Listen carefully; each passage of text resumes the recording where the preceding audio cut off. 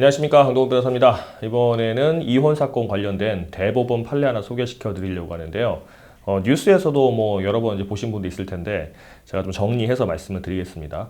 이혼 소송 중에 면접교섭 기간에 자녀를 데려온 다음에 면접교섭 기간이 끝난 다음에도 자녀를 돌려보내지 않고 장기간 양육을 하고 있었다면 미성년자 약취죄가 성립할 수 있다. 이 내용입니다. 그러니까 미성년자 약취죄, 우리가 흔히들 말로 하는 납치라고 하죠. 그 납치의 의미다. 약취. 약취 유인한다 그러는데 납치하는 거죠. 그런 죄가 될 수 있다. 사실 친부모가 친자식을 면접교섭권을 행사해서 데려와서 데리고 있다가 상대방 부모에게 데려다 주지 않는 행위가 과연 약취가 될 것인가 안 될 것인가 좀 이제 논란의 여지가 있겠죠. 언뜻 생각해도 그 부분에 대해서 재판이 계속 진행되었고 대법원에서 이제 유죄 확정 판결을 했고요. 다만 징역 1년의 선고유예 판결이 내려졌습니다. 그러니까 선고유예 판결은 뭐냐면 유죄를 인정하기는 하지만 여러 가지 정황상 유죄 판결 선고까지는 하지 않고요. 이제 이대로 2년 이상 아무 문제 없이 지나가게 되면 이제 면소, 재판이 없었던 것으로 이제 면소를 간주하는 판결입니다. 그러니까 친부모가 친자식을 데려가도 그건 약취된다. 다만 이 상황은 제가 좀 이따 말씀드리겠지만 결국 나중에 돌려주기로 했거든요. 여러 가지 상황을 봤을 때는 선고유예를 한다 이렇게 된 상황인데 내용은 이렇습니다. 한국인인 A씨가 남자가 프랑스인인 아내 B씨와 2007년도에 결혼을 했는데요. 2009년도에 프랑스에서 딸 C양을 낳았다고 합니다. 그런데 2012년에 이제 사이가 안 좋아가지고 A씨만 한국으로 들어오고 별거를 했는데 그 딸하고 B하고 C, 이제 그 아내하고 딸은 프랑스에 남았겠죠. 그런데 아직 별거 상태니까 이혼이 안 된 거고, 그러니까 B가 A를 상대로 프랑스 법원에서 이혼 청구를 했고요.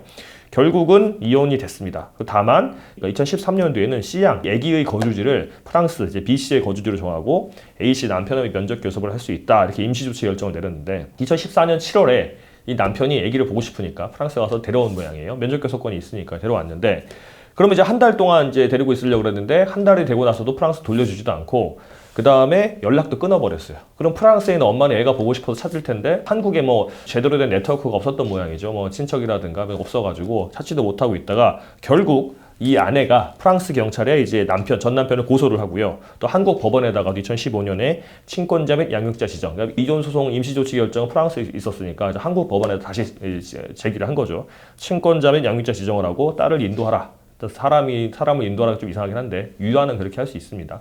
딸을 인도하는 청구 소송을 냈고요. 결국 우리나라 법원이 2016년 7월에 이제 그 아이의 C양의 양육자를 어머니 B씨로 지정하고 인도까지 하라고 이제 명령을 내렸지만 이제 A씨가 말을 듣지 않았어요. 애를 계속 데리고 있으니까 결국 이 B씨인 아내가 고소를 했죠. 이제 미성년자 약취로 고소를 했습니다. 그래서 1심에서는 이런 경우는 이제 미성년자 약취에 해당한다 해서 징역 1년에 집행유예 2년이 나왔고요.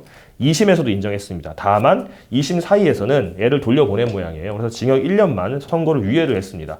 제가 이제 후문으로 들은 바로는 2심 재판부가 2심에서 재판하면서 이거 미성년자 약취 맞다. 만약에 애를 돌려보내지 않게 되면 1심에서는 집행유예였지만 2심에서는 실형을 선고할 수도 있다. 이렇게 고지를 한 모양입니다. 그러니까 이 아버지 A씨가 아이를 C를 B씨한테 돌려보내고 하니까 그러면 유죄는 유죄지만 선고 유예하겠다고 했고 그 판결이 그 2심 판결이 대법원에서도 확정이 된 사안입니다. 프랑스와 한국 사이의 이제 재판의 효력이라든가 가정재판의 효력이라든가 그 다음에 친부모가 친자식을 면접교섭 기간에 데리고 있다가 끝난 후에 데려다 주지 않았을 때 이게 과연 그 미성년 약취가 발생할 수 있을 것인가, 그리고 이런 문제가 발생했을 때 부모에게 어떤 판결을 내릴 것인가, 여러 가지 문제가 얽혀 있는 건데 사실 이런 재판이 한국에서도 분명히 적용될 수가 있습니다. 왜냐하면 이혼이야 많이 하니까요. 한국에서도 많이 하고 또 아이가 있다고 한다고 서로 면접교섭권 행사를 하는데 예를 들어서 한 달에 2번 주말에 2박 3일씩은 상대방 양육권자가 아닌 상대방 친권자 또는 부모에게 이제 면접교섭권이 있다라고 한다면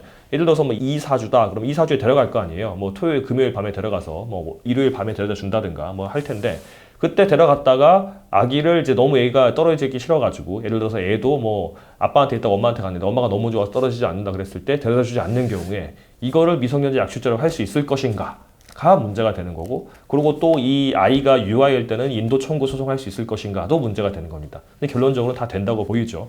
그래서 면접교섭권을 행사하는 사람이 자기 면접교섭권이 끝난 다음에도 아이를 자기의 사실상 지배 영역에 두고 있다면 약취가 될 수 있다라고 하시면 될 것 같습니다.